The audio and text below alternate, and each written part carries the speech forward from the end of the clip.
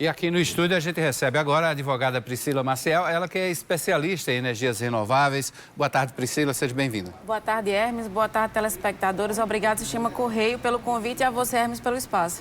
Bom, Priscila, quem precisar instalar uma usina fotovoltaica vai ter que também obedecer uma série de regrinhas, né? Obedecer à regulação que é obrigatória. Isso.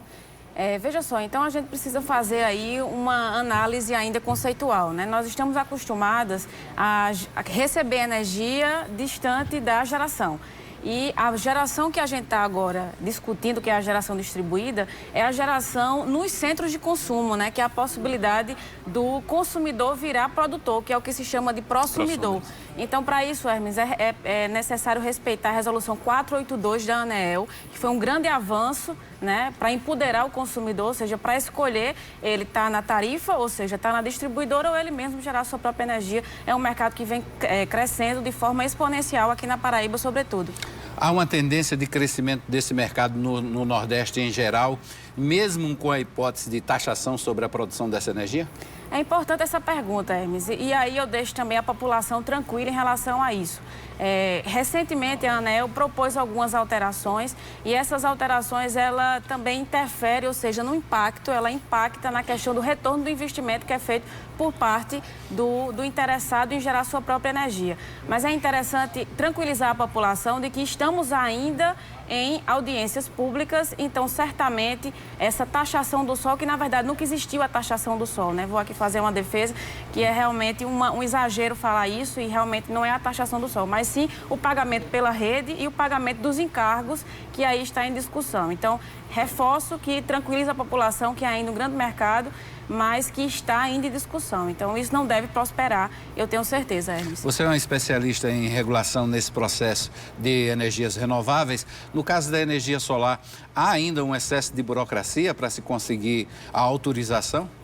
Veja, na verdade, quando a resolução 482 ela foi criada, só para você entender o quanto isso já foi flexibilizado.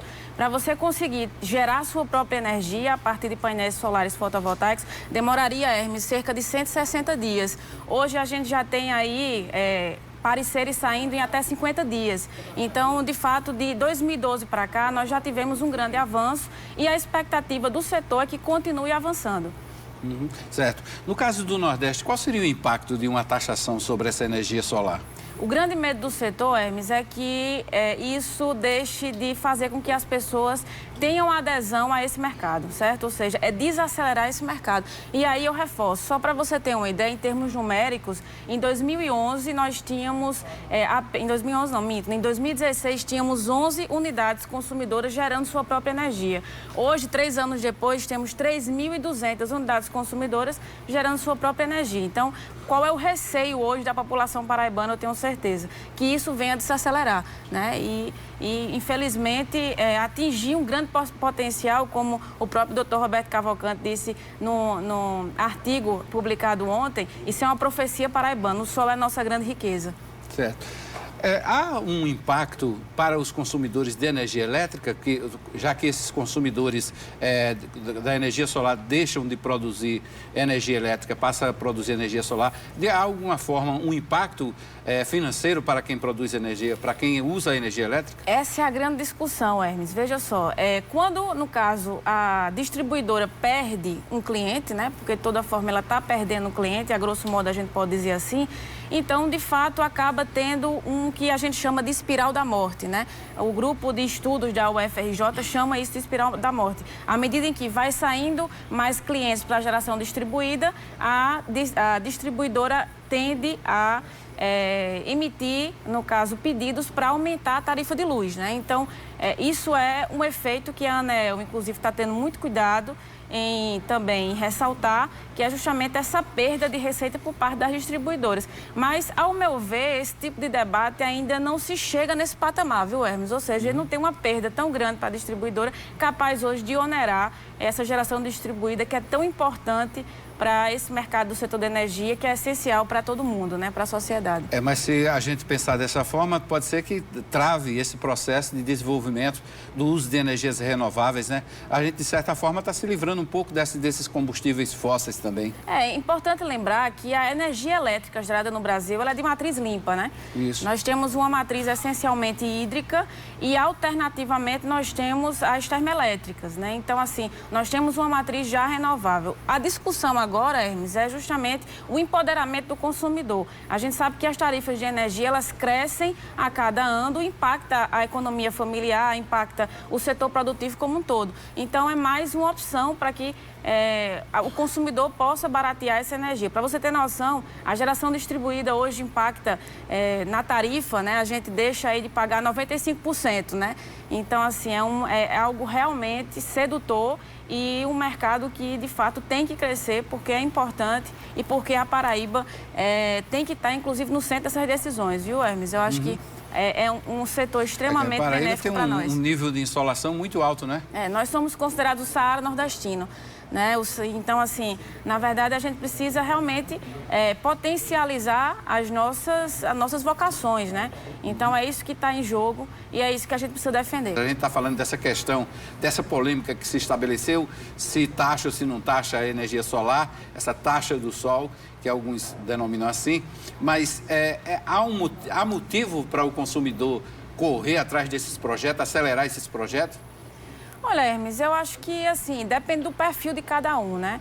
Nós estamos ainda no embrião de um mercado que está sendo construído, né? Então, assim, é vantajoso. Nós temos, inclusive, sistemas de financiamento com juros baixos. Temos o conhecido FNE-SOL do BNB, né? Então, os juros aí a 6%. Então, é um mercado que está conseguindo sensibilizar uma parte da população por conta dessa facilidade de crédito e também porque cada vez mais o mercado está se organizando e, consequentemente, quanto maior a oferta, também maior a demanda e, consequentemente, tornando o mercado atrativo como um todo. Você se especializou em energias renováveis com mestrado, doutorado, lá na Europa. Isso. Qual é a realidade de lá em comparação com aqui do Brasil? Fantástica pergunta, Hermes. Nós temos lá um setor de geração distribuída extremamente consolidado e em evolução. Se a gente for pegar um pouco de histórico, Hermes, a gente lembra de 1970, né, quando a Alemanha foi precursora nessa ideia de geração e consumo no mesmo local, né, próximos, ou seja, geração e consumo muito próximos. Depois, o Reino Unido também vem com uma série de iniciativas para poder atrair para esse mercado. Posteriormente, os Estados Unidos também é interessante também ressaltar. Particularmente, falo de Portugal. Portugal teve um regime de incentivo, Hermes. Como é que funcionava isso aí? Você, no caso, a pessoa, o cliente que quisesse montar a sua própria usina fotovoltaica, a distribuidora comprava a um preço essa energia maior do que a energia convencional. Fez um caminho inverso do Brasil. Exatamente. Fez um caminho inverso no Brasil que optou não pela possibilidade de venda, viu? Ou seja, quem gera a sua própria energia pode vender? Essa é uma pergunta. Não pode vender. Aqui no Brasil, no sistema de geração distribuída de pequeno porte, não se vende energia, mas sim o excedente gerado, ou seja, o possível excedente gerado, retorna a unidade consumidora em forma de crédito que pode ser usado ao longo de 60 meses. Quer dizer, se eu produzo 9.000 quilowatts mês, eu posso colocar nessa rede e se eu ultrapassar disso, eu recebo um crédito para abater a minha conta. Isso. Se você gerar mais energia do que você consumir, então qual é a consequência? Isso gera um crédito para abater nas contas posteriores quando você, no caso, fizer o inverso, ou seja, usar mais energia do que você produziu. Agora, tanto a energia eólica como a energia solar dependem de equipamentos. E equipamentos, às vezes, ou quase todos, são importados. Há uma dificuldade disso para o produtor de energia? A cadeia produtiva brasileira ainda não está muito atrativa para a geração distribuída. O que acontece com a cadeia produtiva brasileira de energia solar especificamente? Quando vai ter um leilão de energia centralizada, por exemplo, no caso, o mercado se movimenta e, de fato, acaba sendo atrativo para placas produzidas no Brasil, até porque tem um incentivo da própria legislação. Mas para a geração distribuída, temos a importação ainda de placas fotovoltaicas, sobretudo as placas chinesas aí que vem atraindo cada vez mais o mercado e tem tem se tornado cada vez mais eficientes. Então, sob o ponto de vista de importação, isso é um fato, né? A gente ainda precisa importar, mas não está sendo colocado em jogo sob o ponto de vista de preço, né? Sim.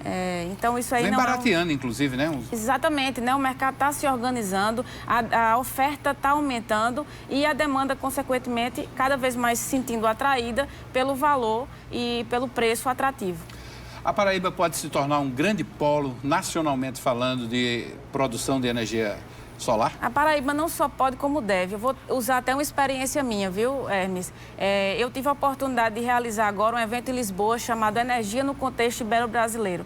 Levamos o representante da ANEEL lá em Lisboa, levamos também o secretário de Energia de Portugal, o secretário de Energia da Espanha, contamos com grandes players do mercado e quando eu falei que era da Paraíba, não deu outra, viu, Hermes? Todo mundo saiu querendo saber como é que fazia para entrar no estado. Inclusive, o estado foi até convidado a participar desse evento.